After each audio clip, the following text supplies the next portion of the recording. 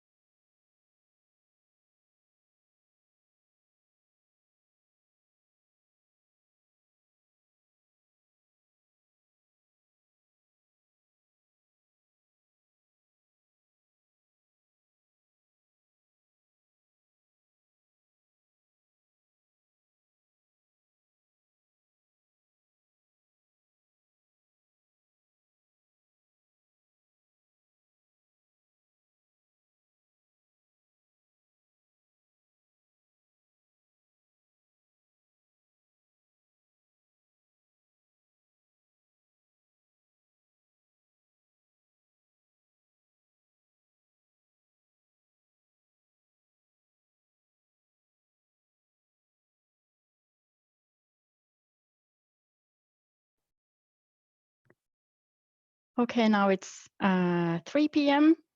I think we can start with this webinar. So officially, I can welcome all of you to the webinar series, Novel Elements in the Second Generation of Eurocode 7. Today, we will talk about ground model, representative values, and reliability-based verification of limit states.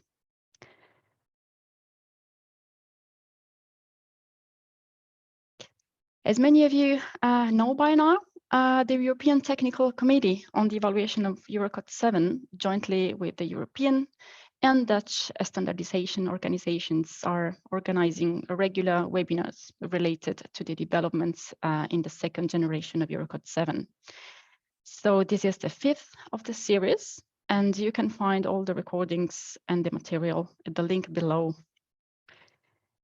Here are some fun facts. This is just statistics about how many people are attending today. According to the statistics for mid-May, we had almost 1,300 registered attendees, and I just knew that we are just over 1,300 now. So we are really, really happy about it. And we see that the interest in such webinars is growing in the geotechnical community all over the world. So this is very positive feedback, and actually it encourages us to keep up organizing these webinars on the novel elements in the second generation of Eurocode 7. Some of the house rules: please mute your microphone and switch off your camera. There is a dedicated chat box for questions. Please use that, and we will try to answer to as many questions as possible live, and the rest will be answered afterwards. This webinar will be recorded as the previous ones, and the material from today will be shared with all of you later, together with a Q&A and the recording. The program for today is actually, we are going through the introduction right now. We will go through this series of presentations that we have that you have actually read through while subscribing to the webinar. But first of all, let me introduce myself. I am Patrizia Vitale. I have the pleasure to be the chairman of today's webinar. A little of my background. I'm from Italy originally, and my career as a geotechnical engineer brought me all over the world, working on both onshore and offshore geotechnics. Now I'm working at the Norwegian Geotechnical Institute, NGI, in Oslo, Norway. And since last year, I became a corresponding member for the European Technical Committee, ERTC 10, on the evaluation of the Eurocode 7. So let me introduce you to the first speaker of today, Håkan Garin. Håkan is a geotechnical engineer working currently at Geoverkstan. He has more than 30 years experience on his CV in geotechnical field, and he has been chairman of the Swedish Geotechnical Society. Håkan has been much engaged within the development of the second generation of Eurocode 7 Part 2, and he keeps giving his professional contribution to the development of the geotechnical standards. Next speaker will be Jose Esteira. Jose works as a geotechnical engineer at Laboratorio de Geotecnica SEDEX. Jose brought his experience, both technical and from academic research, in the final drafting of the Eurocode 7. Second generation, of course. He also keeps contributing to the development of geotechnical standards aside from his technical work. Then we will have Timo Schwekenjek. He works as a researcher and consultant at the Deltares in the Netherlands, and he's also part-time affiliated to Delft University of Technology. Timo has been focusing on reliability and risk analysis applied to a wide range of geotechnical engineering problems. And over the years, Timo has been very much involved in the development of geotechnical standards. Last but not least, we will have speaking Alexandra Ene. She's a dedicated civil engineer working with geotechnics and structures. Today, she coordinates a group of more than 10 people dealing with deep excavations and foundations. Among other things, she's a general secretary of the Romanian Society of Geotechnics and Foundations. Alexandra has been very much involved in the revision of the Eurocode 7 since 2006, and she's also doing research on reliability-based design methods for geotechnical applied problems. So here is the panel of the speakers for today. I would like now to give the floor to our first speaker, Håkan.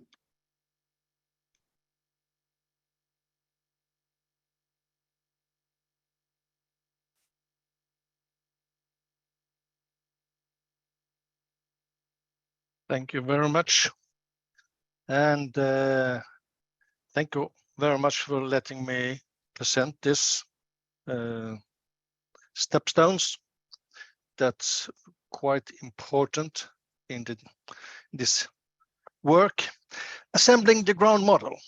My name is Håkan Garin, and I'm now serving as the convener for the task group compiling the guideline for the next generation of Eurocode 7 and the part of assembling the ground model. Short introduction. The ground model is the zone of influence, and it's defined in Eurocode 7 as the site-specific outline of the disposition and character of the ground and groundwater based on results from ground investigations and other data. And if you'd wonder what's ground investigation in Eurocode is not only field and laboratory works. It includes the desk study, the site inspection, and also monitoring. So it's more than just field and laboratory works. What else? At the ground model, it's a compilation of data, including maps, plans, sections, and reports that capture objective information. But the ground model, and I will get into a little bit deeper what the ground model is, but the ground model should cover the site and the surroundings, and taking care of the geotechnical and geotechnical context, looking into potential sources for material for construction, because it's not only the structure itself, it's also a tool for the material that you use for construction in civil engineering, and the surroundings conditions that also may influence the earthwork. The basis for the ground model is the ground investigation report. That's one of the key parts for the ground model. And it shall also be treated as the factual data source. A ground investigation report can never be 100% true factual, but it is as factual as it can get as a data source for the ground model. The ground model, what is it? It's not just a product. It's also a mindset and workflow. Because a lot of things is a product, a building, a foundation. It has a function, but ground model do also have a function while you compile it, not only the result. So the philosophy behind the ground model is that it starts with the first idea of a project. When your client calls you and say, hey, I'm thinking about doing this and this. As a geotechnical engineer, your brain engage a part saying, okay, that's the area. That's how it looked like. That's the first idea. That one you bring up into mind by yourself. Then you develop it by desk study. You visit the site, you visit the library, etc., etc. Everything that you can do from desk and around. You take care of the existing knowledge. And that forms the basis for planning of field and laboratory testing and monitoring. It's not until this part you start thinking, this is field and laboratory test to do. And you do it, and you evaluate the result. Based upon that, you start thinking, what was my first idea? What was my second idea after the desk study? Because then you have an anticipated model that you, by the field and laboratory testing, verify, is this correct? Is this model actually verified by the field and laboratory tests? If not, we get into it. But then you also have geometry. You enhance your ideas in the model by identification and description of material, both soil and rock. You do what you need regarding classification.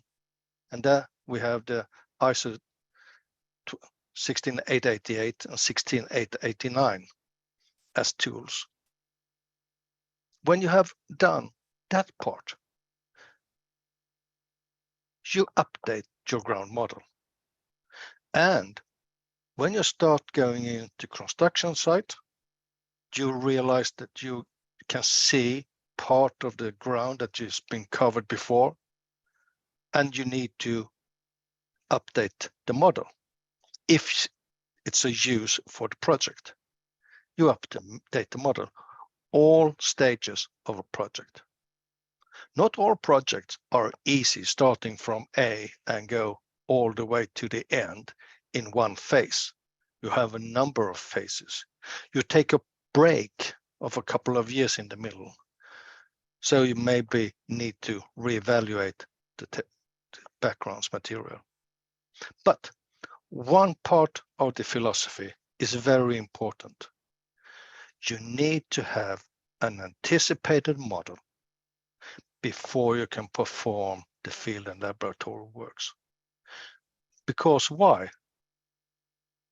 You do the test to verify and improve and enhance the model. Because if you don't know if the model is square, if it's a circle, a cube, or whatever shape it is, you can't find out, but you can improve and enhance it. You can't create a model by just doing the test. You need to have an idea before.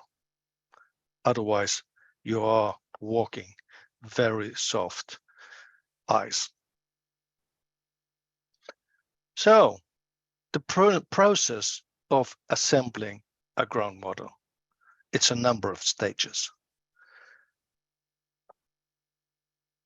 One stage, one phase is the ground model, 0.1, the anticipated model. That's the result from the desk study. You have what I called a verified ground model, and you might have 1, 2, 10 models in between, because you develop not once a day, not once a week, but when you get new information, you got a new ground model because it's a working tool. And then you have geotechnical design model, which is outside the scope of the guideline. It's outside of today's presentation, but it's the next step in the model world after ground model. So let's start with a desk study. After the desk study, you got the ground model 0.1. It might look this simple. Based upon this, you start doing the investigation plan, the layering, the properties, etc. You do the field and lab testing, you do the survey, you do the derived values, you test results, and checkpoint, verify. You verify that the information you got is answering the questions that you had when you planned the testing. If not, then it's back to desk study. So you have to go over again. You use, of course, the information, but you build a new anticipated ground model and go into the verified test again. Hopefully, you will find out that, okay, now the tests are verifying my model, and then you have a verified ground model that you can work with. And if it's okay, you go into the next step where Jose will guide us after me with the representative and the design value into the geotechnical design model. All this will be presented in a guideline that will be published in roughly half a year, 3/4 of a year's time. It's a ERC technical report, assembling the ground model and the derived values. This is the table of content. So, introduced, the purpose and the process of the ground model will be presented over a number of pages. What's the input? What's needed? What's the basis needed for the ground model? So you not only have to look through this presentation twice or 3 times, but you can have the guideline as an existing material. Derived values, a number of information, what it is and how you derive it. Last but not least, the uncertainties. Because what's very important, and that's highlighted in Eurocode 7, the draft and the second generation, is that you are not more certain than you are about your uncertainties. And that will, ground model got their own uncertainties that is brought in when you do the rest of the evaluation of the data to the design. Some conclusion about it, and of course, references, abbreviation, a table of figures. That's also a part of the guideline. So another part, and one of the first one, is how big is the ground model?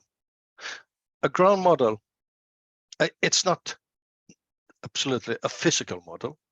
It's definitely a theoretical model. A ground model can be simple. A ground model can be complex. We will get into that in a couple of minutes.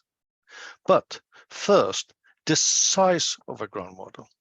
The zone of influence is one of the key issues for defining the ground model. And zone of influence, what is that? I took the opportunity to put it into a equation. Zone of influence is the maximum size of the structure's effect on the surrounding.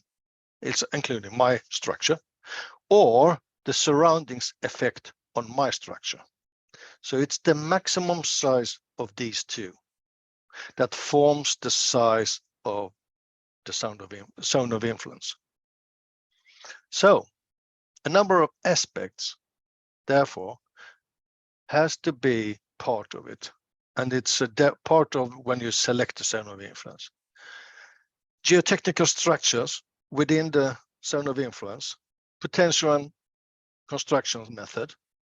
Is it piling? It's a raft foundation? Is it deep excavations, etc.? And it also takes a lot of considerations to what's the influenced selection of the zone of influence. So the zone of influence is quite important. It's not that extremely easy, but if you think once or twice, you will find out. But the zone of influence is not one size. So the information needed for the rock information might be in one geometric size, but for soil, it might be larger, it might be smaller, depending on what you're going to construct.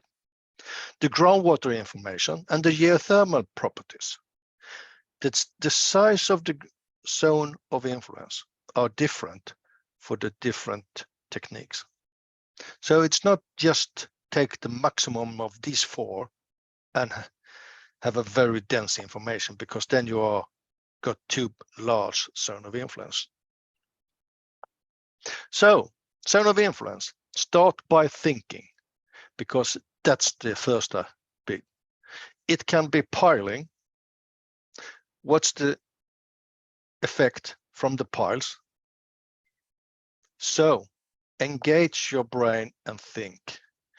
And also, here's some simple principle of what you can use for description. How big is the zone of influence? Because the input, can be geological conditions, lithology, potential presence of geometrical physical properties, rock mass, soil classification. You have hydrological conditions, variation over time, where actually brings in the fourth dimension into a ground model. You have geotechnical characteristics, of course, and you have geometrical stress states, pre-consolidation, etc. All of those parts are bringing pieces into the ground model. Data sources.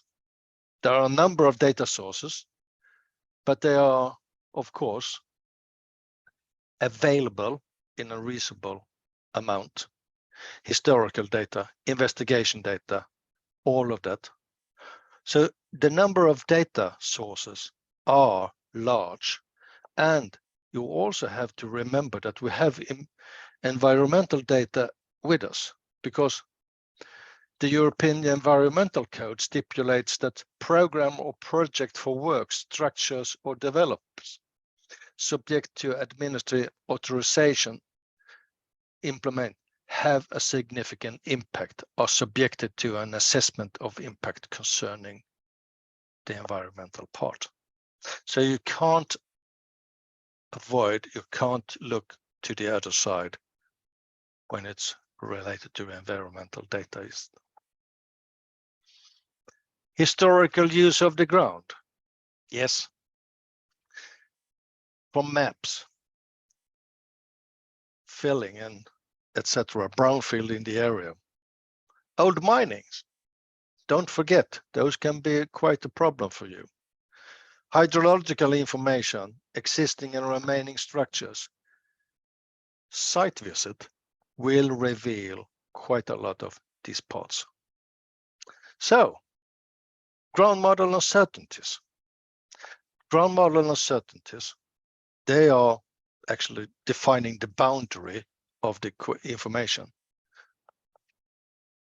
The accuracy from the ground investigation.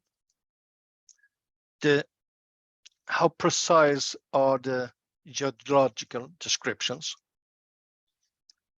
Quite a lot of 3D models or 2D models are existing at the moment. The information from the ground investigation regarding XYZ, it's also uncertainties. And at least, last but not least, the interpretation of the result itself. There's a lot of uncertainties. You need to know the part of it. When you go into a model, you need to interpolate between 2 points. Is it straight line? Is it curve? You have to use your engineering skills. And of course, we have a lot of man-made inclusions. So the uncertainty of the derived values, I will say just shortly about that, because that will Jose will take care of. That derived values is a word that takes into account that if you have 3 CPT and you derive one information from each level, say 20 in one sounding, that means that you have 60 derived values, and those can be from the same geotechnical unit. So its derived value is not collected and summarized. Each test is its own derived value. So we have 3 types of uncertainties: observation, investigation, and natural variability. So we are actually taking use of geotechnical category. So the ground model are linked to the geotechnical category. So the most simple one in geotechnical category 1 can be a very simple text. And when we move up to more complex ground, more complex construction, we end up with more complex models.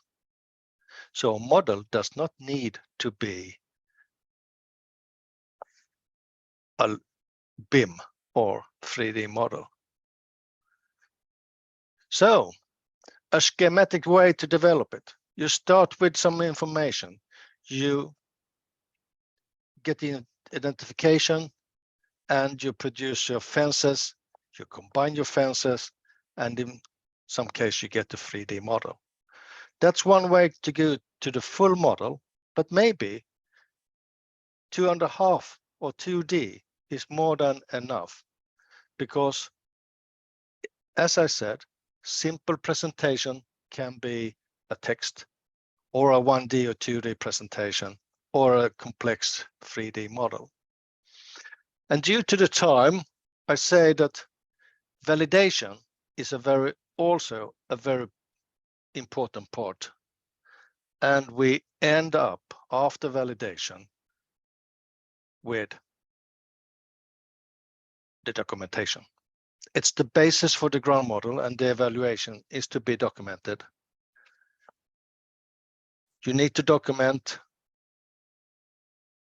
what's the basis, the zone of influence, your derived values need to be documented, uncertainty, and the validation itself. And you document it either in the ground investigation report or in a geotechnical design report. It depends on the praxis and the project. And thank you very much assembling the ground model. And thank you for joining us. Jose. Thank you, Håkan. You were right within the time. Nice. I think we have maybe 1 minute left. And I was wondering if you could answer to one of the interesting questions that we received in the Q&A. There is Stig in Huige. Yes. I think it's very interesting her question related to when you talked about ground model, thought about also a mindset or a workflow, so from project to derived parameters. I guess that there is a little bit of confusion on when or at which point you can keep updating the ground model compared to the stage of the design, and how do you do this back and forth? I can first try to give an answer to his question. Stein is a part of the task group, so I well known. The one part is that can the ground model be updated with data gathering during the execution? Let's say, from example, from tunneling and underground open excavation, where you actually only have a part of a percentage knowledge about the ground. And as a geotechnical engineer, you take a straight line between. But when you develop the site, you open up rockhead, you open up surface area, you see that here is here's a silt lens in the sand. So you need to update the ground model, and then after that update the geotechnical design model, because it's not going directly to the design model. Yeah, it's the ground model that is the basis. So yes, you do see things during the execution. Thank you, Håkan. I would like to leave the stage to Jose. Okay.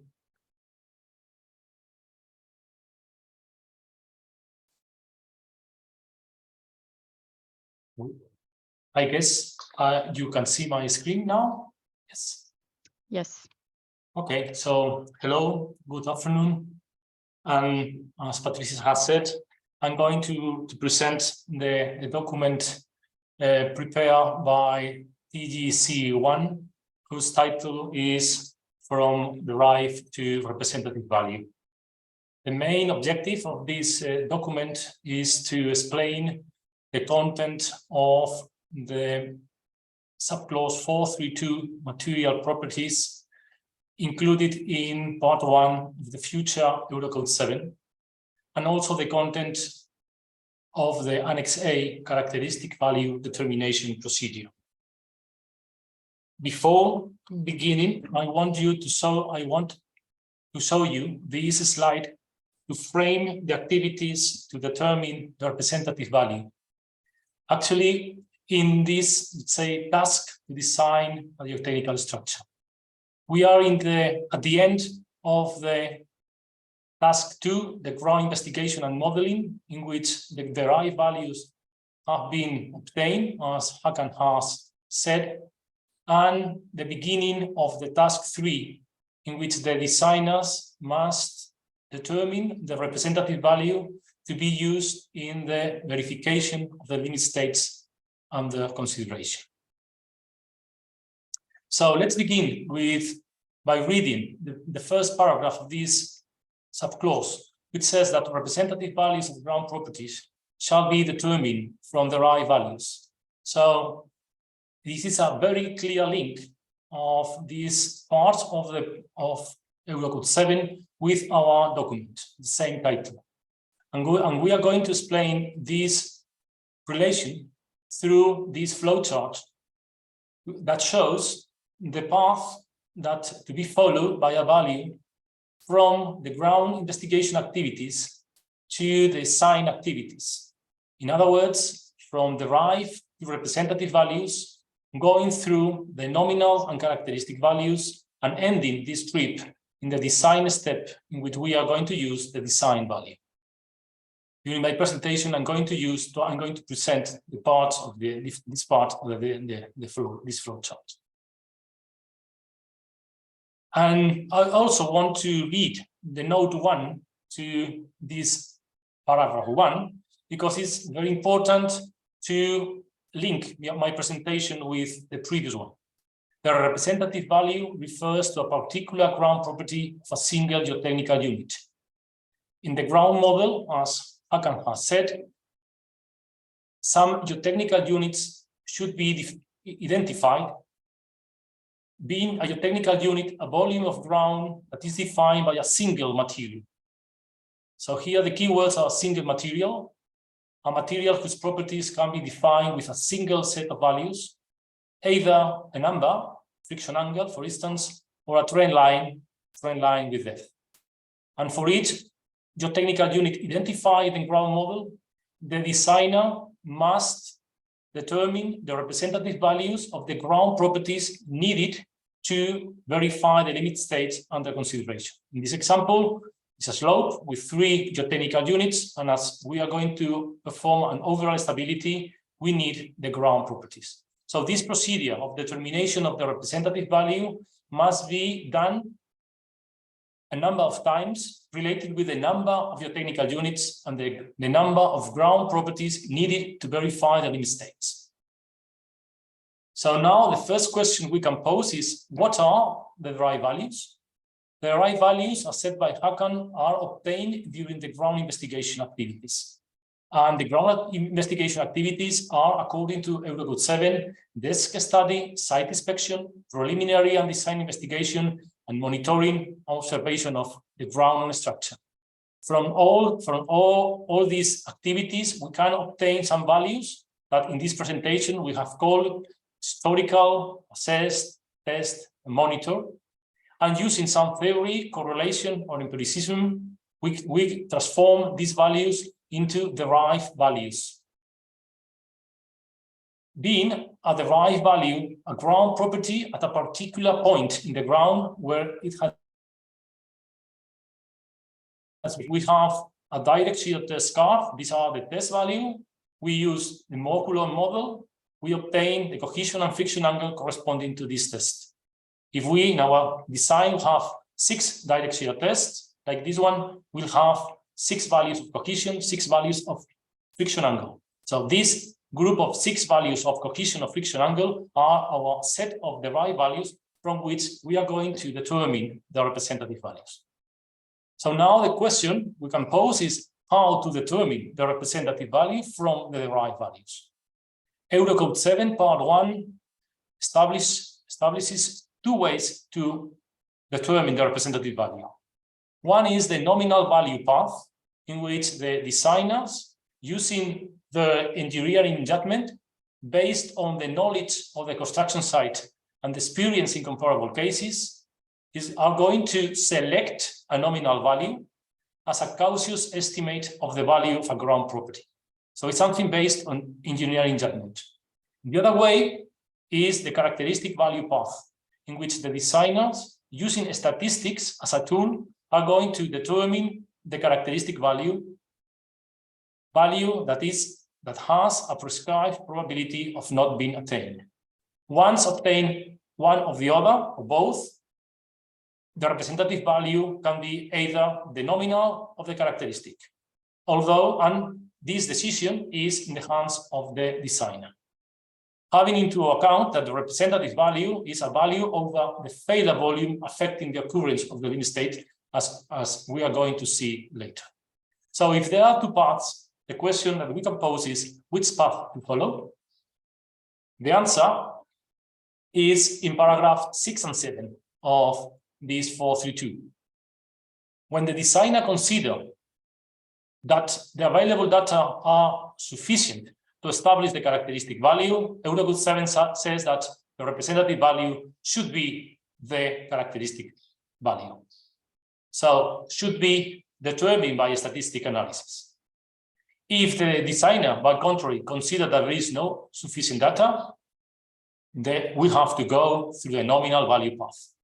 So in some way, we can say that there is now a preference of Eurocode 7 by this way, the characteristic value, and not for the nominal value. But now that we know that we can use one of these two paths, the following question we can pose is how to make such selection of the nominal value or determination of the characteristic value. Here is this box. The answer is in this box of the flow chart, and this box is a copy of the point of paragraph number 2.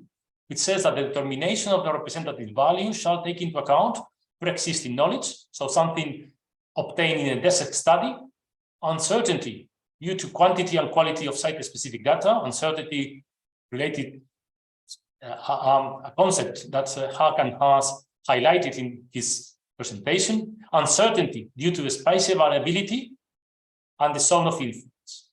And here I want to highlight the special feature of this spatial variability that also appears in paragraph number 3, which says that the representative value shall be determined for each limit state according to its sensitivity to a spatial variability of the ground property in the volume of the ground involved in the limit states. So it's something related between the relation between the spatial variability and the sensitivity of the limit state.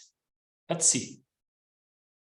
Now, if we move to the definition of the nominal value and the characteristic value, we can see that in both definitions appear this end of the definition.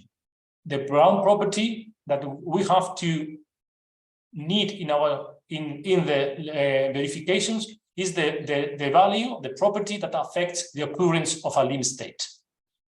So now we can have to answer the question, what is the value affecting of the occurrence of the limit state? And the answer is in paragraphs 4 and 5. Paragraph 4 says, if the limit state is insensitive to spatial variability, we have to focus our attention in an average value. But on the contrary, if the limit state is sensitive to spatial variability, our objective should be to get or to determine an inferior or superior value. The same idea is in Annex A, which establishes two types of estimation, type A and type B. Type A, in which we have to obtain or determine a mean value related with this paragraph 4, and type B, in which we have to look for an inferior or superior value in terms of 5 or 95% fractile. So, like a summary of what I have said, now we know that there are two ways to obtain the representative value: as a cautious estimate, so nominal value, or a statistical value or statistical determination, characteristic value. And depending on if the limit state is insensitive or sensitive, we have to estimate an average value or a 95% fractile. However, in our document, in this DRC guideline, we have decided to include another type because we have considered that the two types A and B that appear in Eurocode 7 are extreme situations. And in many cases, the designer is going to face situations which are in the middle. Situations in which case A can be considered not to be adequately cautious, and where case B is seen to be overly cautious. So in that occasions, in that situations, we suggest the designer to estimate an intermediate value between these two. Let's see how to do that. So now the question is how to know if the limit state is sensitive or insensitive to ground spatial variability. The answer we have found, we have to go to Annex A to find an answer to that question.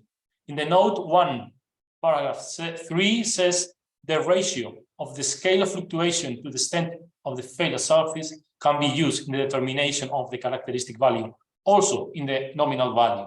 So now we are, in this step, we are combining the concept of spatial variability with the sensitivity of the limit states, and to try to understand this relation, we are going to use this ratio between the scale of fluctuation and reference length, which according to this note is a vertical or horizontal dimension of the failure surface.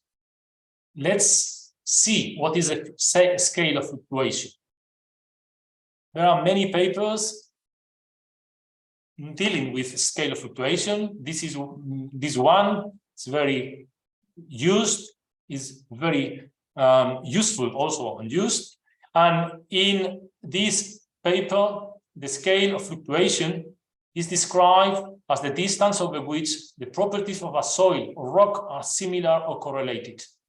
And also this paper says that it's required to obtain or to know something about the scale of fluctuation if we want to characterize a spatially variable field. To understand what is the scale of fluctuation, let's go to this figure. Vertical axis, the depth, horizontal field value of some property. These are the measure values, and these are the trend line with depth.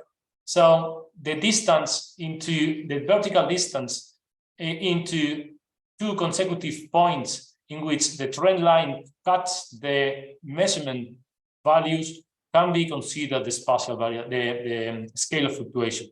So something like the average of these E1, E3, E3, E2 are the spatial variable, the scale of fluctuation. But this is it seems to be very complicated, but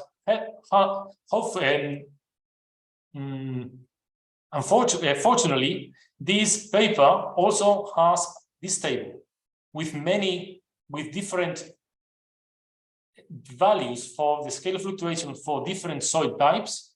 But fortunately, again, if we see these numbers, we can see that the scale of fluctuation of the vertical scale of fluctuation ranges between 1 and 2.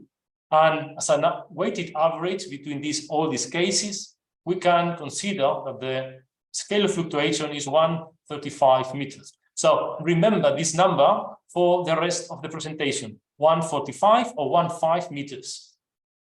In the horizontal, the situation is a bit different, but as an average, 20 meters can be considered as a rough number. So we are talking about this ratio now, and now going back to our table, we can consider that in the cases in which this reference length is much greater than the vertical scale of fluctuation, so 1.5 meters, we are in type A. The limit state is insensitive, and our objective is to obtain or estimate an average value. Type B, when the reference length is less than 1.5 meters. So we have to estimate a 5 or 95 fractile. And case C, the middle situations, in which the reference length is larger, but not extremely larger. Let's say it's in the same order of magnitude of the vertical scale fluctuation, 1.5. So in these cases, we have to, or we suggest the designer to estimate an intermediate value. To fully understand these cases, I am going to show you some examples. Geotechnical structure, slope, and overall stability. So generally, the failure surface, the vertical dimensions of the failure surface are greater than 1.5 meters.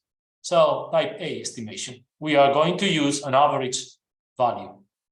The same thing in the embankment over a soft soil layer. This failure surface is always usually larger than 1.5 meters, so type A estimation. Let's go to foundations. Spread foundation, overall stability, same than before. Bearing resistance. Well, we know that the failure mechanism, the depth of this failure surface is around 1.5 B, being the width of the foundation. So in this case, the reference length is of the same order of magnitude of the scale of fluctuation. So we suggest to use a type C estimation. While in the sliding resistance, we are talking about the horizontal dimension. Let's say that the layer that is affected by the sliding resistance is around 4 meters or 3 meters. So it's much less than this 20 meters that I referred previously, so type B. The same in pile foundation. Shaft, very long, usually type A, but in the base, the volume of the ground involved in the base resistance is the same order of magnitude of the scale of fluctuation. So we suggest to use a type C estimation. So now we know that we have a set of derived values coming from the ground investigation. There are two ways to obtain the representative value, either the nominal value based on the engineering judgment or the characteristic value based on the statistics. But which path to follow? According to our document, we suggest a recommended procedure that combines both ways. We want, or we prefer, we suggest the designer that first of all select the nominal value based on their engineering judgment, then obtain the characteristic value. This can be done very easily with the equations in Annex A that can be implemented in a calculation spreadsheet. And then the most important step, compare both values. If both values are similar, the confidence in the selection is increased. If both values are very different, we suggest the designer to critically examine potential reasons and reconsider the selection. These are the same. I don't have time to go through, but in Annex A, there are some expressions for these type A, B, and C estimates.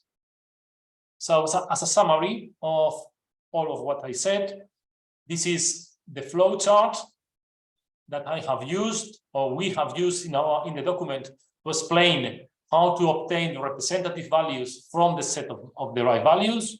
We have set these three different types of estimation relative to the relation between the sensitivity of the limit state with the spatial variability of the ground.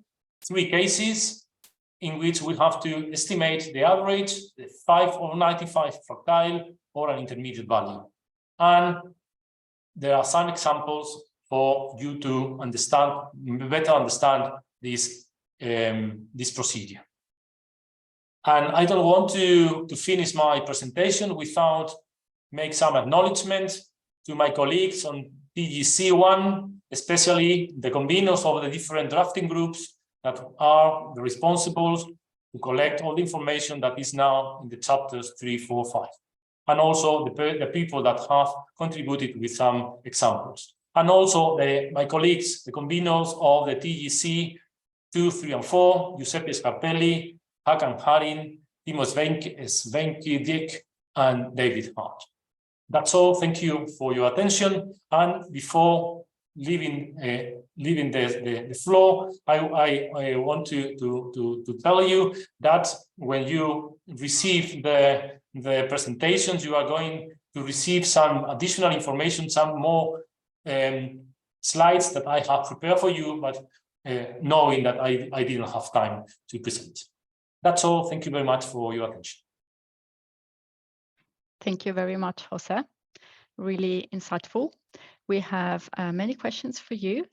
We will come back to those questions later at the end of all the presentations. I would like to leave the floor to Timo now.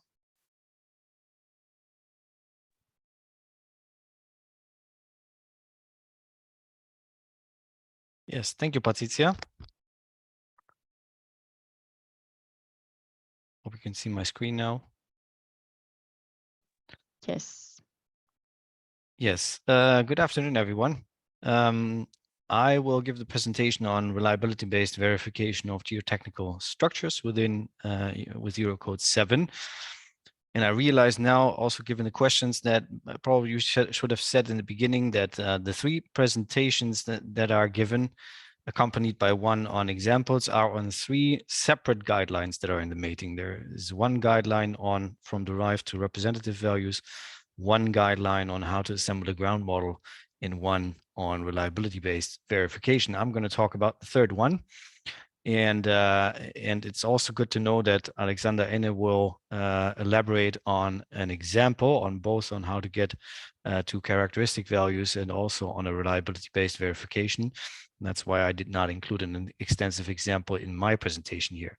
What I want to talk to you about is, first of all, since it's a new concept, at least newly introduced into the Eurocodes, is what is reliability, on why you may want to consider using reliability-based methods, or at least in which situations.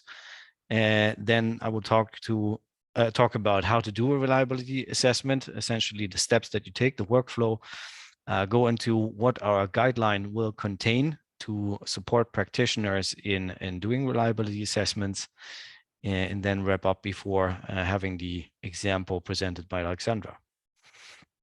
So what is reliability? Reliability really is about, we have had the notion of uncertainties in several of the talks now, is that you represent uncertainties in a probabilistic fashion. So if you look at the picture on the upper left here, you could imagine that you have your effects of actions in Eurocode terms quantified by a probability distribution here with the red line.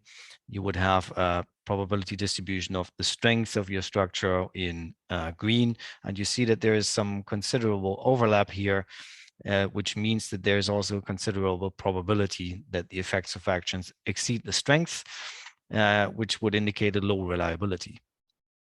While in the picture below, you would have similar distributions, but a much higher mean value of the strength, so a safer design. You can also see that this overlap area here with the probability of exceeding the strength, let's say, is much lower.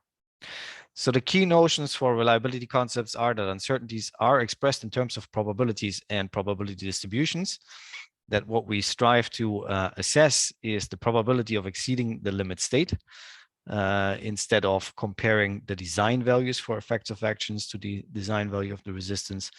We look at the probability of failure or the probability of exceeding the limit state and the corresponding reliability index. You may have heard of the reliability index, or you may have seen it in Eurocode 0, where you can find a table with values for the target reliability index, the value that needs to be achieved for different consequence classes. I will come back to that later, but you may recognize numbers like a reliability index of 3.8, which corresponds roughly to 1 in 10,000 probability of exceeding the limit state during the design lifetime of 50 years.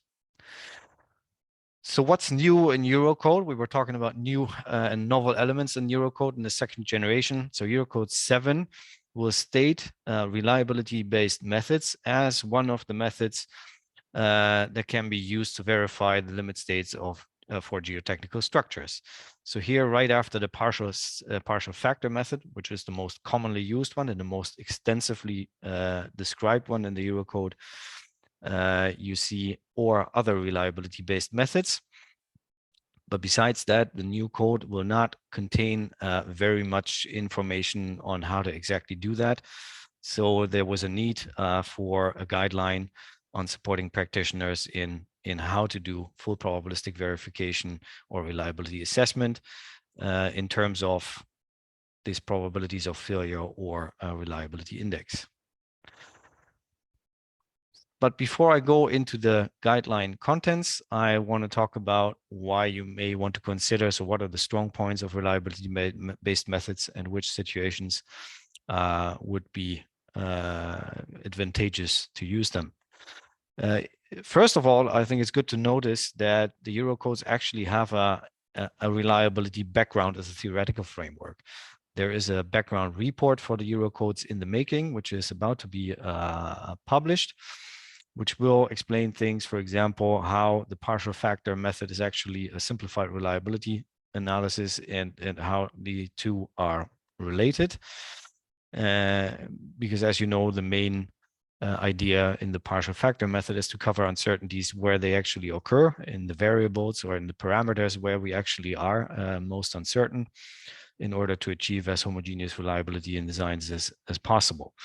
So in the picture here, you also see that there is some relation between these probability distributions, the characteristic or representative values that have somewhere a conservative position within them, and then applying the partial factors in order to get design values. So this document is almost available.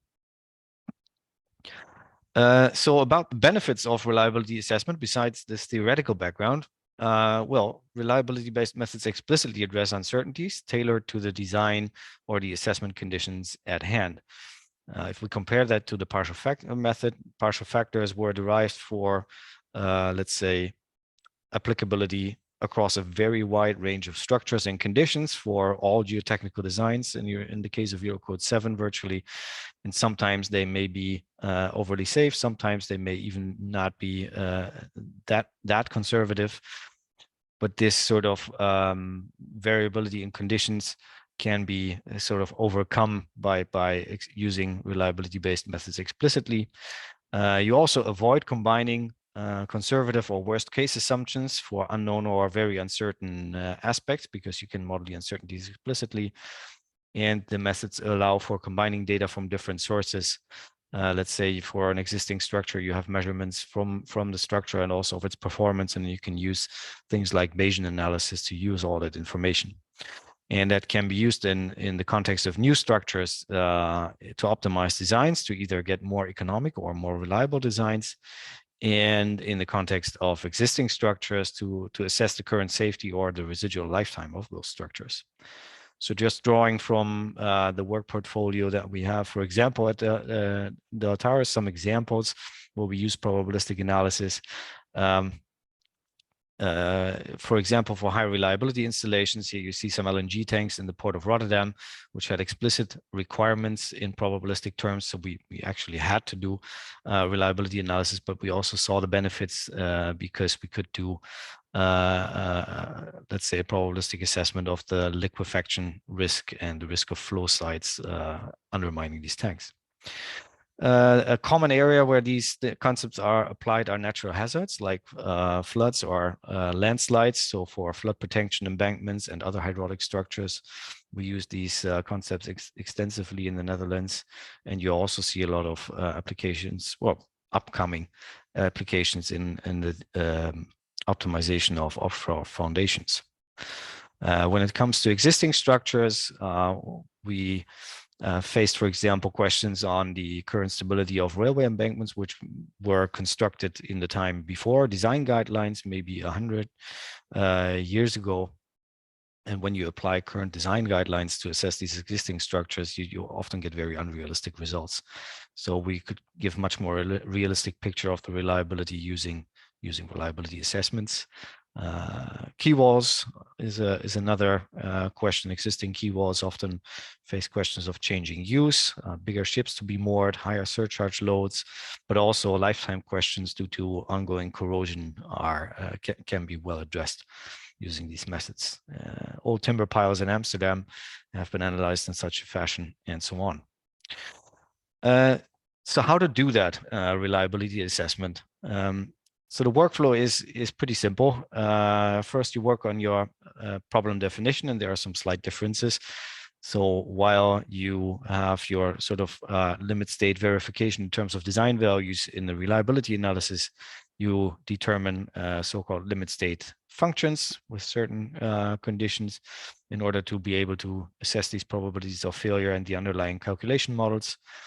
You also define your ground model and the random variables, which are the variables which you consider with significant uncertainty and influential for your problem, such that you want to model them actually probabilistically, and you establish your reliability requirements, for example, based on the consequence class and some other criteria.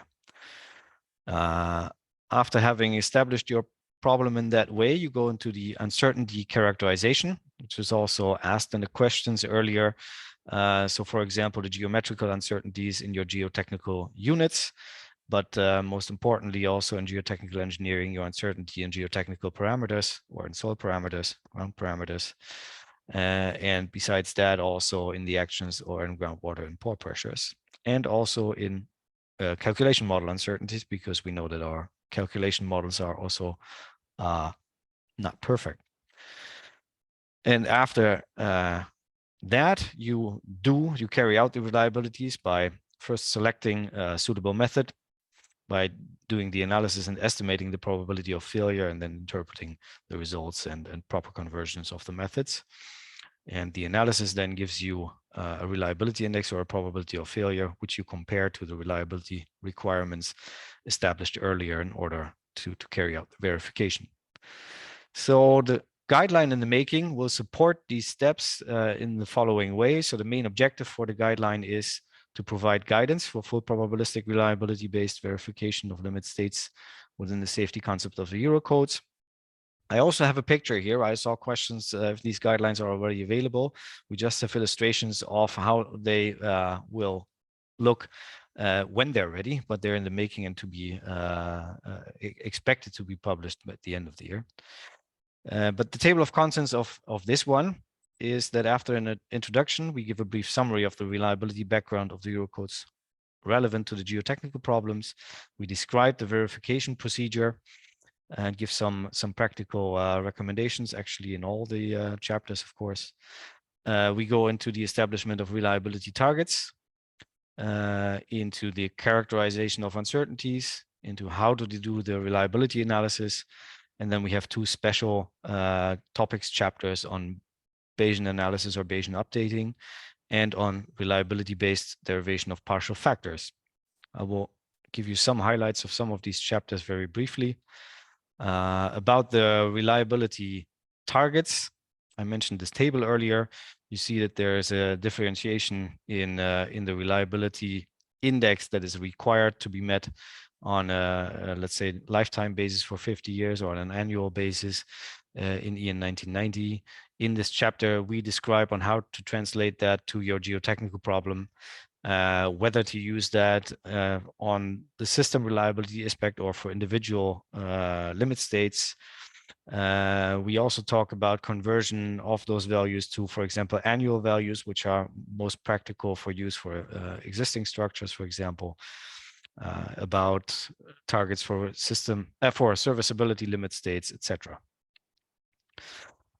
In the chapter on uncertainty characterization, after some principles and definitions, as I said earlier, we need to look into the geometric uncertainties and the ground properties and so on.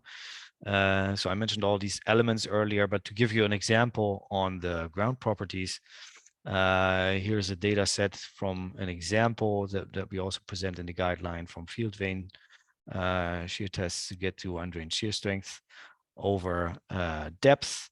And in these examples, we go into, for example, the decision of whether to model a trend or not, and in both cases to come up with expected values and standard deviations and probabilistic models, which then are input to your probabilistic analysis. In the chapter on reliability analysis, we try to provide some practical guidance on how to choose your method to use. So we describe a couple of methods that are commonly used in structural reliability analysis, which are also useful for geotechnical structures.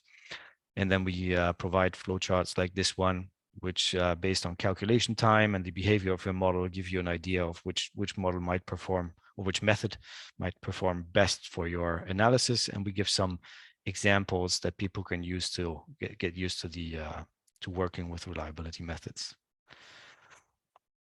Another example is on reliability-based partial factors. So what we do there is we first explain the coherence, let's say, between the partial factor method, the semi-probabilistic approach, and the full probabilistic analysis. We give some calibration procedures, which are meant to, for example, inform national standard bodies which wish to base their partial factor calibration on a reliability informed way. We also go into the topic of project-specific partial factors. This is something that we sometimes encounter if a client or an authority does not want to work explicitly with probability of failure or reliability index as a criterion. You can still calibrate your partial factors in a reliability-based fashion for your individual project and optimize your design that way. And we give some hints to calibration examples in the literature. One of them is here on the lower right, which was for Dutch code for dike design and slope stability of flood embankments, where semi-probabilistic calculations giving a factor of safety here on the vertical axis were compared to a reliability index, and both analyses were based on the same data. And there you can see that higher factors of safety naturally give a higher reliability index, but also sort of a relationship can be established to let's say calibrate one to the other. Last but not least, we have an extensive annex with examples on, let's say, structured in the chapters of the new Eurocode on the different type of structures. We do not have examples on all types of structures, but we have examples on slope stability analysis, spread foundations, pile foundations, retaining structures, and so on, in order not to leave just the practitioners with the theory, but some elaborated material that can be followed and can serve as good examples to follow. So in summary, reliability-based methods will be a verification method in the second generation Eurocode. Reliability concepts are useful for optimizing non-standard designs, so it's not typically something that you would use for the standard pile or spread foundation, but for more out of the ordinary designs and for more accurate assessment of existing structures. Calibration or choice of partial factors, maybe in establishing the national annexes, can be assisted by reliability analysis. We describe how to do so in the document that is in progress and expected to be published by the end of the year. Thank you for your attention, and I'm looking forward to Alexandra's example to illustrate this. Thank you, Timo. I think many of us are looking forward to the examples which are brought by Alexandra. We have a lot of questions for you. Reliability assessment is not an easy concept, and maybe we have time now for one question. There is a question related to time-dependent parameters. How are these englobed into the reliability assessment? Yeah. I think the easiest example is this also described in Annex C of EN 1990 that most of the times in structural reliability analysis we try to transform things into a time-independent analysis, and that sometimes means that, for example, on the load side, if we look at the variable loads, we do not use a time series of the loads to model a time-dependent behavior explicitly, but we capture the variability of the variable loads in, for example, an extreme value distribution, which, for example, gives the maximum loads on an annual basis. And if we use that one in our analysis, we get a probability of failure per year, given those extreme value distributions. So we use, let's say, you could say, statistical tricks to make the problem time independent most of the time, to keep it practical. Yeah, thank you, Timo. Many of us are looking forward to see how the reliability assessment has been included in the second generation of Eurocode 7. Alexandra will now present for us a couple of examples applied to retaining structures. So Alexandra, the floor is yours.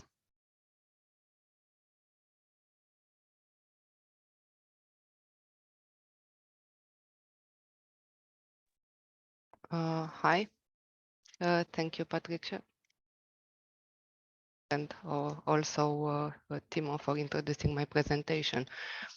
As the title mentions, I will show you two examples. One of determination, the characteristic values through different statistics, and another applying reliability analysis, full probabilistic analysis coupled with finite element method for a retaining structure. This is the result of a study I performed for my PhD thesis during an internship at Deltares Institute with Timoș Verandic as a mentor. They are both examples are performed on a real life case study. The scope of my study is to implement such methods into practice, into actual design. So I chose a project I've been working on and perform this analysis. I will show you the methods used and the results obtained, and then I will draw a few conclusions about my findings. So the project I've been working on concerns a development of 4 office buildings in Bucharest, Romania. This was developed in stages, and data became available stages, and also design was performed in steps. So starting with building A, this was the focus of these studies also.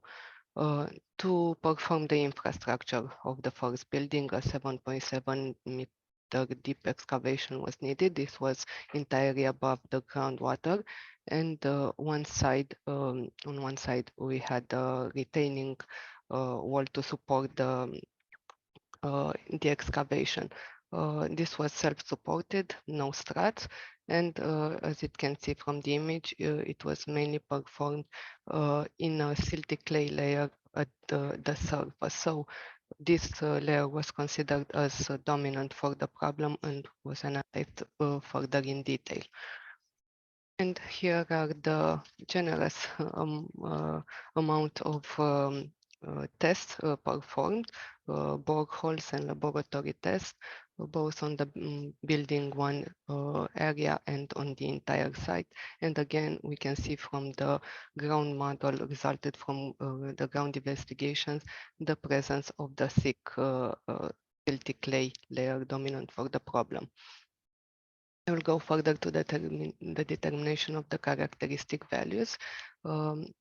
I chose the unit weight and deformation modulus obtained from odometer and the shear resistance parameters obtained from consolidated undrained direct shear test as random variables, so as geotechnical parameters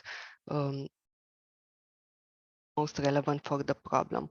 And here I showed their variation with depths and the histogram resulting from the data set available for the silty clay layer on the area of building 1. I performed normal distribution standard without any prior knowledge, and then considering prior knowledge by known or assumed coefficient of variation. These two procedures are given the new draft of Eurocode, and Jose presented them earlier as case A and B. Then I perform log normal distribution for the variables which showed higher coefficient of variation, or for which the histograms showed a better fit with log normal distribution.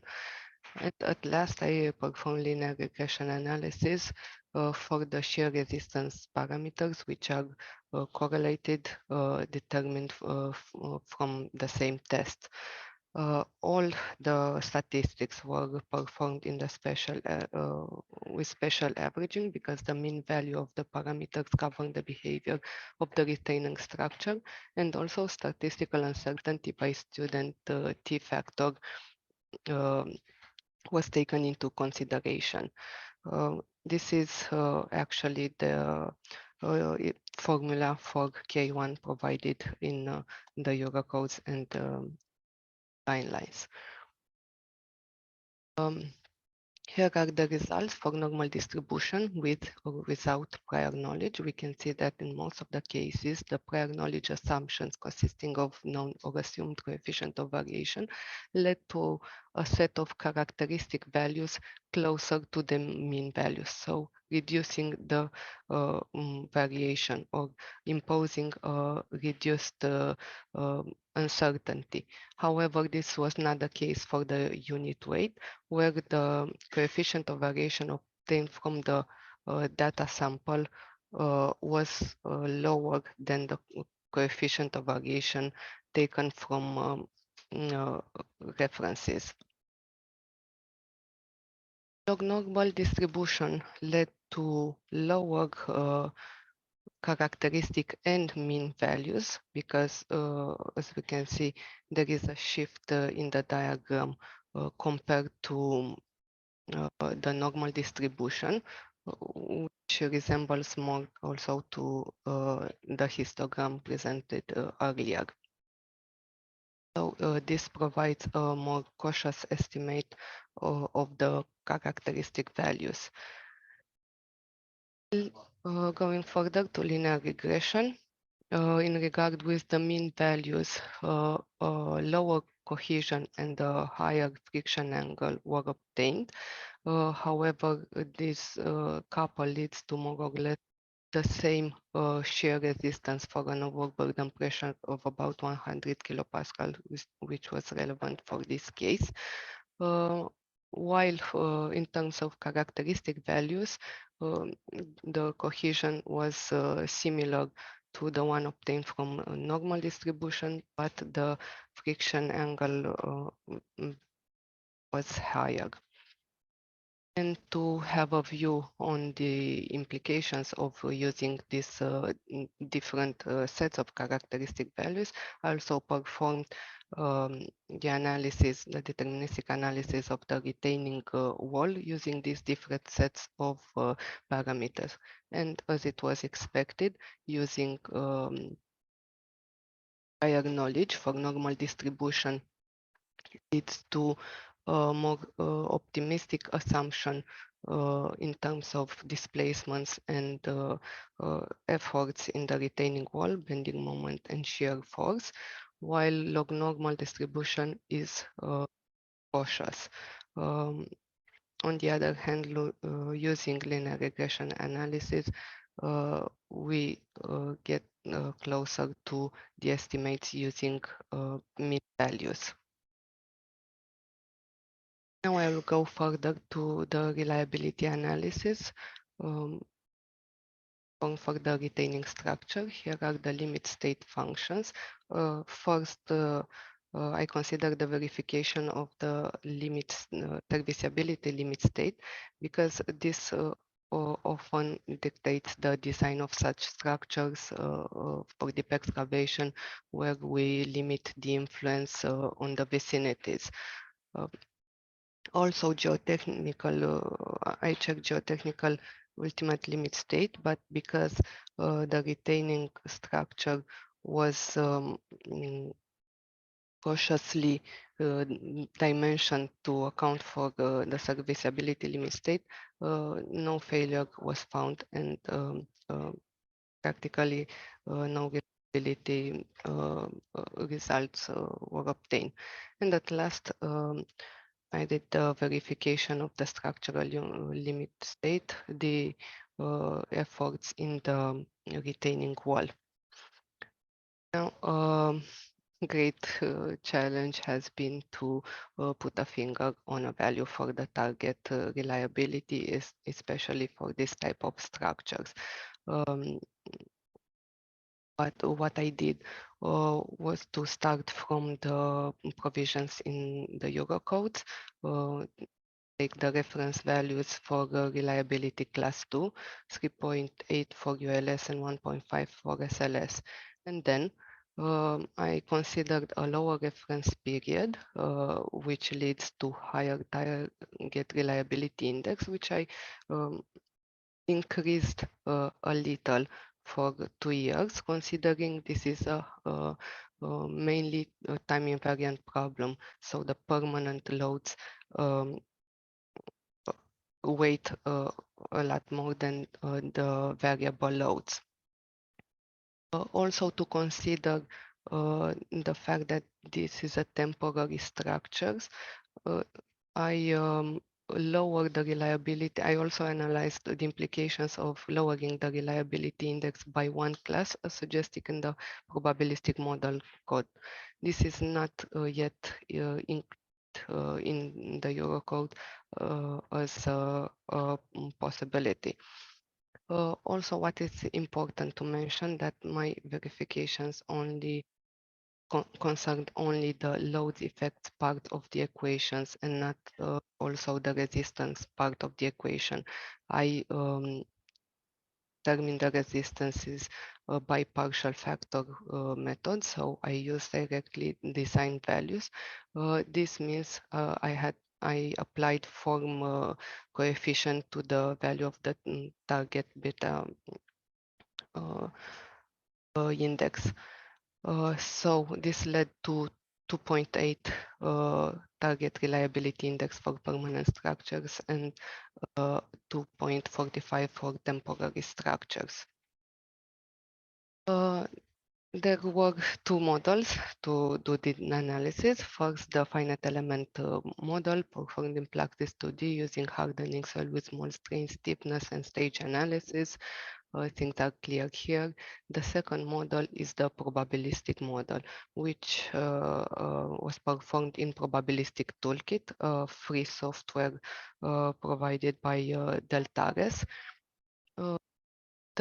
This model consists in defining the random variables with their mean, standard deviation, coefficient of correlation, and so on.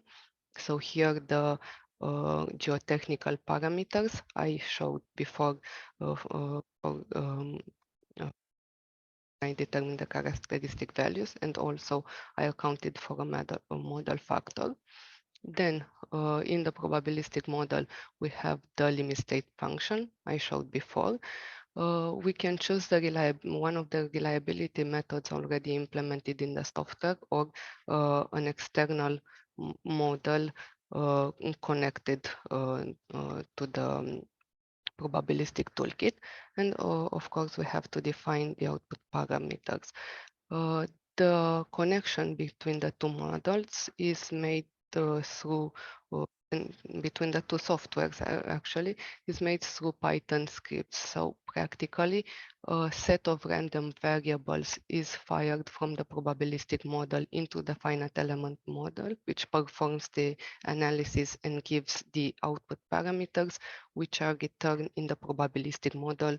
The limit state functions are evaluated based on the reliability method, and then a new set of random variables are generated, and so on. Several iterations depending on the number of random variables and of the probability of failure.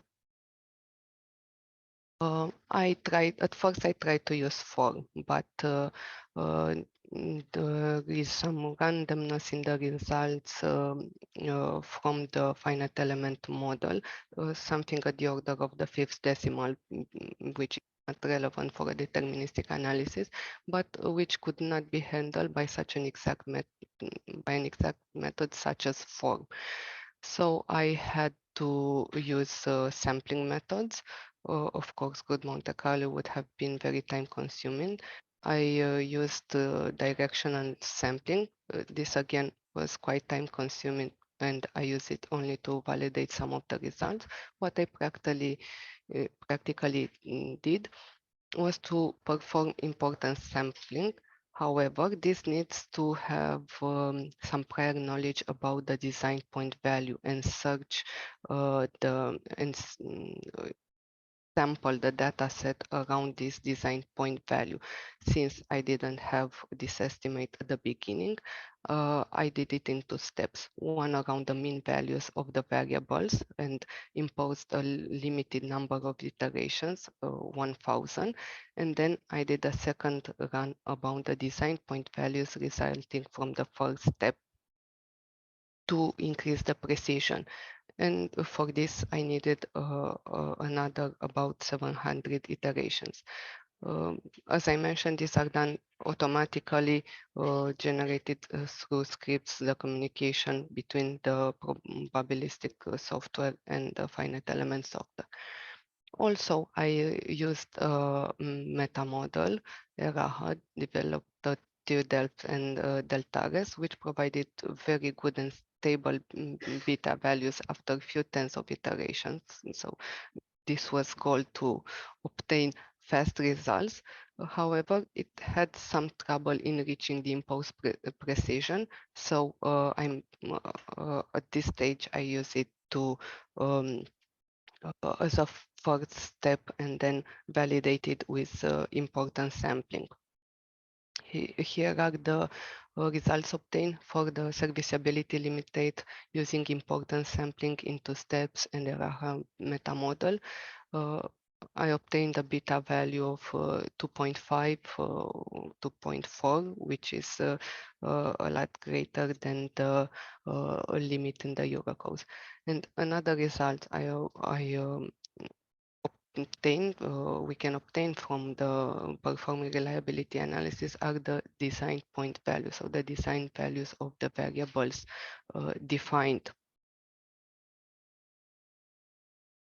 For the structural ultimate limit state, as I mentioned, I consider the resistance part of the equation as with design values using partial factors, which means I perform deterministic analysis using partial factors, obtain the effect of actions on the retaining wall, and consider this equal to the resistance. So I started with 135 and 1.5, the partial factors in the Eurocode, and I obtained a beta value of 3.5.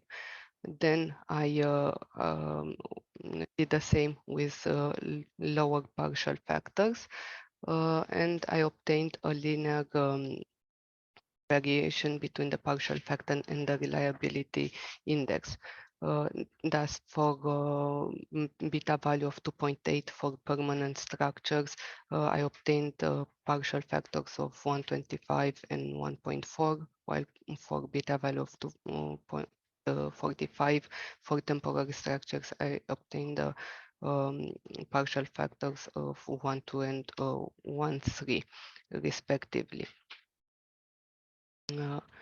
And here are the results on the design values obtained from reliability analysis and going back to the calculation and checking the resistance. These design values led to 1 to 6% difference to the deterministic analysis. So to draw a few conclusions about what I did, I would say that statistical description can be easily used to determine the representative values, even with different statistics. And I have to admit, we do this all the time. Even when we don't have such a generous data sample, at least it can provide a first input which can be adjusted through engineering judgment, if not finally used in the design. All the statistics I performed and showed before led to safety margin, although it should be considered that for some variables or for some data sets, log normal distribution, which is more cautious, should be considered, and also linear regression analysis is more appropriate for describing correlated variables such as shear resistance parameters. And let's not forget that the prior knowledge assumption does not always lead to more optimistic estimates and can be checked for each case. In terms of performing reliability analysis using full probabilistic methods, I show that this can be implemented in practice, even in combination with advanced models such as finite element modeling. Of course, things are not as easy as for deterministic analysis, and more simplifications are needed, but this case was mostly on the safe side. Good result is that we obtain partial factors and design point values to compare with the Eurocode. This way, maybe can show to a client or consultant or whoever the differences and the optimizations that we may reach by applying such methods. However, I need to emphasize that the values I obtained are very case specific. For one case studied in soil conditions, for a flexible retaining wall, things might be different for other soil conditions or maybe more rigid retaining wall. And this should not be taken as they are and implement and use these partial factors in other cases. More such examples need to be made to provide set of partial factors to be implemented in the codes. Thank you for joining us. Thank you, Alexandra. You gave two really nice examples, and we actually got many questions. So I think we can maybe start from you, because we are now in the Q&A session. And I have noted a few of the nice questions that we got on uncertainty in the model. So it is, the model uncertainty has a certain propagation, or may have a propagation, also with regards to the correlations which have been used in the finite element modeling and in the calculations. So I guess that the question is more related to how do we handle that, and is the new generation of Eurocode 7 addressing that? Yeah, I went fast over this, but I actually considered model factor here also as a random variable. So we defined with statistics, so also in probabilistic analysis, consider this, and we can see that this, so starting from with a mean of 1, I obtained a design value of 1.2. This is for the probabilistic analysis I did. And as far as I know, in the Eurocodes, yeah, there is a higher emphasis in this new generation on the model factors, a separation, let's say. It is more visible. The model factors need to be addressed, considered. Thank you. I read another nice question relating the model uncertainty with regards to the ground model this time. So maybe we can jump back to Håkan's presentation related to the reliability analysis topic. So the question was about if there is any code requirement on the, let's say, essential types of uncertainties, and specifically ground model uncertainty. How can we handle this in the reliability analysis? Okay, I give it a try. in Eurocode 7 part 1, there are requirements on the data that together with the data, there shall be information about the uncertainty. That's a requirement and wish from part 1. In part 2, there are guidelines, there are additional requirements and possibility how to, so to say, divide the uncertainty and reliability and of the parameter itself, but not on a level that I will say that I think that should say has a better answer on the overall view of the uncertainty from the parameter to the design. So, so we have in part 2 reliability or how uncertain you are, but not direct numbers to use in your equations, because they are from each test. So maybe Jose can add something on that part, but I can't say there's no direct requirement to or table to say if you use this, it's 2.5 or 3.8. That's not that kind of information available, unfortunately, or it's not possible to present that information in the code.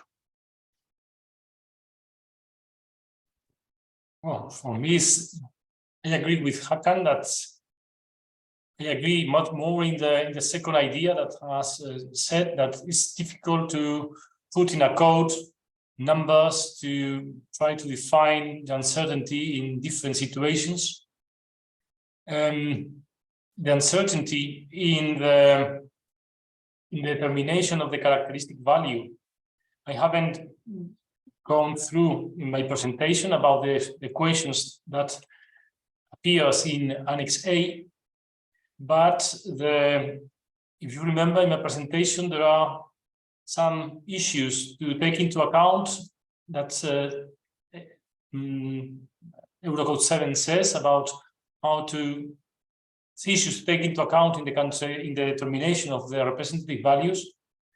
And many of these ideas are collected in the mathematical expressions that are in Annex A. So there is a relation in that, although to say a number, I think is completely impossible for general purposes, like a code, which is a document for every kind of structures. I can add on and actually share the screen quickly here. If we take for example a CPT test, in the different test methods, test standards, there are confidence levels to make it more, so to say, useful for the user. If what confidence level I need, I know quite often talking about low, medium, and high, but you don't get the numbers directly. You're more, is it a good pillow to put your head on or not? So low confidence, okay, that's not good enough for detailed design. High confidence level, if you fulfill the requirements, you're on the safe side, so to say. So it's very relevant. It's a good question. Absolutely. Timo, would you like to add your thoughts? Yeah, on the same question, I think I read the question slightly differently. So there was or maybe it had another element, and the other element I think was, is there kind of a minimum requirement as to which uncertainties in a reliability analysis we need to address as a minimum, and that's something that we will also go into in the guideline. And the quick answer is all the important ones, and we also provide some practical tips on how to figure out which ones are the important ones, but this question specifically was, is the uncertainty in the ground model one of them? well, I think sometimes it is, sometimes it doesn't. Sometimes you're quite sure about the geometry and the problem is not so sensitive to it, and in other times it's very variable and the problem is sensitive to it, and so the answer is never the most satisfying answer, but it depends, and it's more a procedural answer that you have to figure out if your problem is sensitive to something, and then you have to really take that uncertainty into account explicitly in the reliability analysis. There was also an interesting question, more specifically for slope stability analysis. So groundwater table is influencing the stability of the slope, and the question was related whether if the guideline would give some rules about the quantification of the probability associated to the fluctuation of the groundwater table due, for example, to rainfall. If I may, I just looked up a graph, but I want to share with you. I don't have it in presentation form, but I hope this will do. So this is, for example, if you look at the black line, this is a time series. Sometimes we do have measured time series of groundwater tables. This is about 14 to 15 years of measurements. And then if you look at the new definitions of, let's say, variable actions in Eurocode, you get all sorts of different values. The quasi-permanent value, which is like the 150% of the time present or not exceeded, the frequent value, combination value, characteristic, and an accidental value, and so on.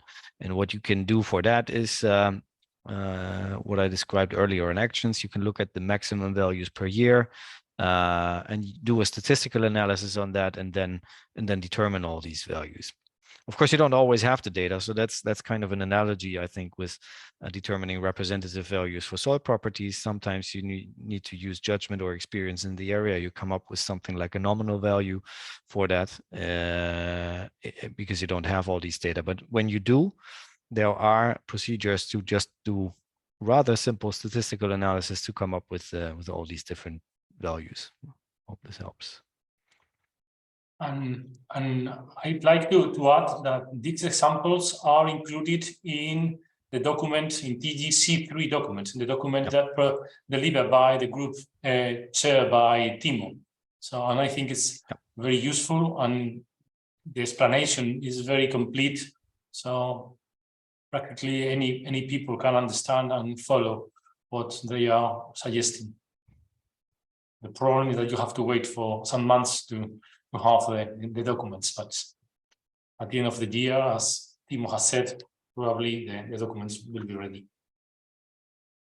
Yeah, many questions were related to whether all the attendees could have put their hands on standards or all the references given in the presentations. So we answered that some of the standards and updates will be available in a few months' time. Other links will be available through the presentations and so on. Really nice. Did you guys wrote down specific questions you would like to answer to?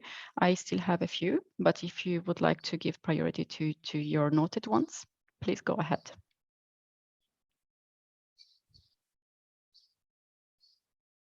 Maybe I can come back to Jose since we didn't have time after your presentation. There was this question about the uncertainty of the stratification model, which may not be included in the load and resistance factor design. And the question was if the partial factor-based design included in the new Eurocode 7 was calibrated to account for this uncertainty. I didn't get the question. If the partial factors, the load and resistance factor design does not include the uncertainty of the stratification model. Stratification model. Yeah. Layer boundaries, yeah, geotechnical units. Yeah. Yes. I don't actually. Well, I think the can- first thing to say is that calibration of the new Eurocode, when you really go into the partial factors, international annexes, is a choice of each country. Countries do this differently. Some countries follow a more experience-based approach and do not do reliability-based calibration at all. The ones that do calibration exercises, I think still tend to neglect geometrical uncertainties, but it remains to be seen because all these calibrations still need to be done in the countries that want to do calibration exercises. Well, relative to this, let's say, not calibration, but the uncertainty related to the geometrical properties, I guess there is another example in your document, Timo, is that right? About so how to fix the boundaries between two layers. I remember that you presented some example in Lisbon meeting, but I don't know if you have included that in your report. On at least what we do is on the uncertainty characterization or uncertainty modeling for the purpose of a reliability analysis, we do give some options on how to do that. For example, by using geostatistical methods, by just using a distribution judgment based reflecting your uncertainty, by using scenarios and so on. That was also another question indeed in the chat. And I have seen some questions about the number of data required to perform or to determine the characteristic value. Well, there is a section in our document about this, 20 pages about different thoughts, more than clear indications of how to do that. But my idea, let's say my personal idea, that we are not making any statistical analysis. I prefer to say, although it's very similar, but it's different, that we use statistics as a tool to determine the characteristic value. So when we have 4 or 5 values, it's very difficult to make a statistical analysis, but it's also very difficult to select a nominal value.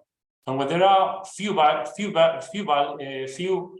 data available, both ways to determine the representative values are difficult to follow.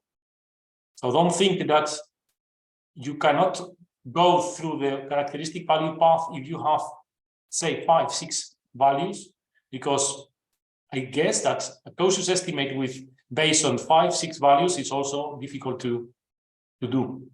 Although we are more used to do that, and we consider that it's a normal situation. That is, for me, from my personal point of view, is so difficult both ways.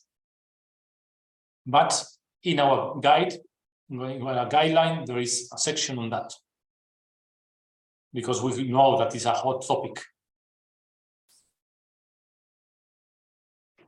Alexandra, did you raise your hand?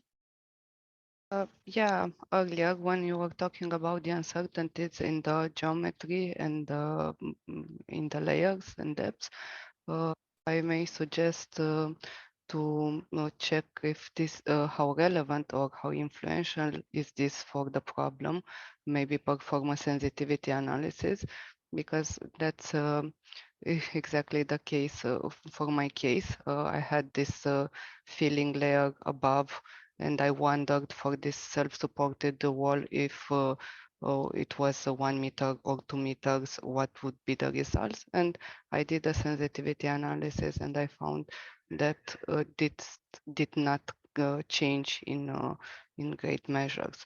Of course, you have the choice of choosing a cautious value, but also this sensitivity analysis might tell you how much uncertainty or how it influences this uncertainty, your results.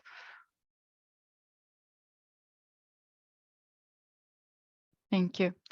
So one thing is wall displacements, and actually we had other questions related to more foundations and serviceability limit states. There was specifically this question related to displacements. Do you expect a 5-meter variation or about 50 centimeters or 1 meter? And which is the difference in the settlement? This leads, so you need to account this in a more detailed approach. Just an idea. Yeah. I guess there was a specific question on how, from a probabilistic point of view, the evaluation of settlements is taken into account. Yeah, I'm not sure if Alexandra, you did not go into that, but that settlements as a serviceability limit state can also be analyzed in a probabilistic fashion, in a reliability-based fashion. You look at the probability of exceeding a certain threshold value. We have an example in the guideline, not on this one was on bearing capacity, I think, or this one I think was for a foundation problem, but we have an example in the guideline on the construction of a road embankment and how you can deal also with the uncertainty of settlements in time and when to deliver the project and the probability of exceeding, for example, residual settlements after delivery and these kind of things. So yeah, can be done, and it's very similar to an ultimate limit state problem. Nice. We have a few minutes left. And if you would like to come back to some questions, or you maybe have other questions noted down, please let me know.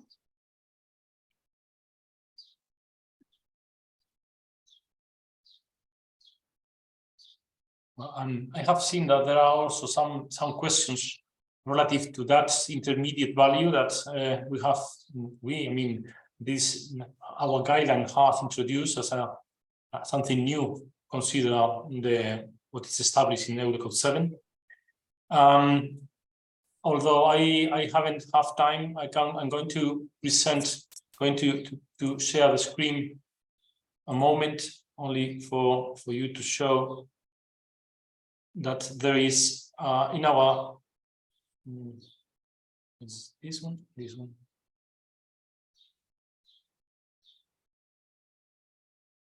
So these are let me check here. Can you see my screen? I think these are the expressions that appear in Annex A. These two first rows. And actually, we have introduced type C, and the expressions that we are suggesting to use are this one, in which instead of nothing, or nothing plus 1 over n, being n the number of cases, the string cases that in which this ratio is 1. The other stream is when this ratio is 0, and in the middle, between 0 and 1, there are these cases type C estimations in which we introduce in the square root the ratio between the scale of fluctuation and the length, the reference length that I have explained in my presentation. So this is the way that we can modulate the answer to this intermediate value, consider the ratio of the scale of fluctuation versus the length of the reference length. In the nominal estimation, nominal selection, it's more difficult to give some guidelines to this type C estimation, but although in the characteristic value expressions, there is a clear way to do it. Oh, Håkan, you want to add something? Yes, I would like to highlight one thing that actually does affect quite a few of us in all our discussions. I'm here looking at Eurocode 0 and design values from geometrical properties. We are talking about layering, we are talking about bedrock level, we are talking a surface level, and historically in the first generation, we took that level of, that's the level. That's it. Maybe we said inferior or superior when we are talking about load effects and so on. But Eurocode 0837 design value for geometrical property actually state that when the design of the structure is sensitive to deviation of a geometrical property, the design value of the parameter should be calculated from this equation. The nominal value plus minus a deviation. That is really good because it highlights the importance of knowing the geometrical property, the geometrical boundary of, for example, a layer. So if you do a slope analysis, safety analysis for slope, and you are uncertain about where is the boundary between the sand and the clay, you have to work based upon the nominal and the deviation.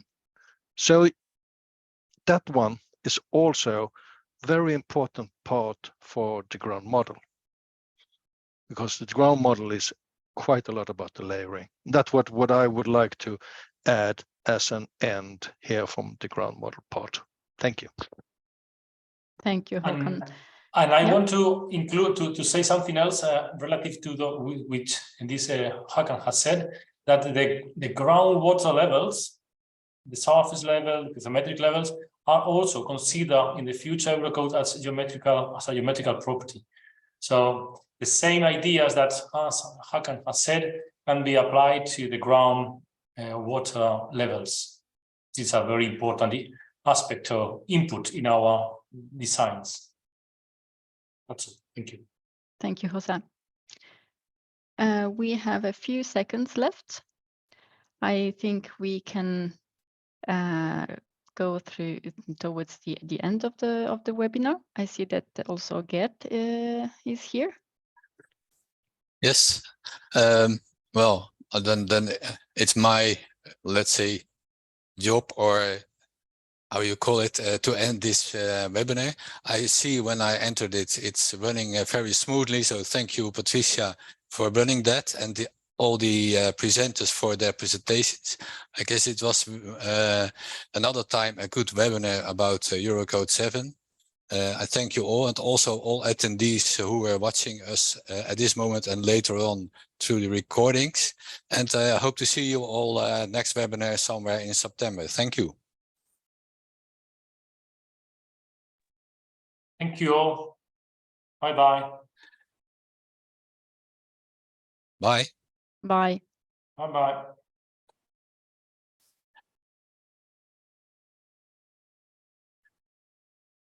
I guess the recording can be stopped now.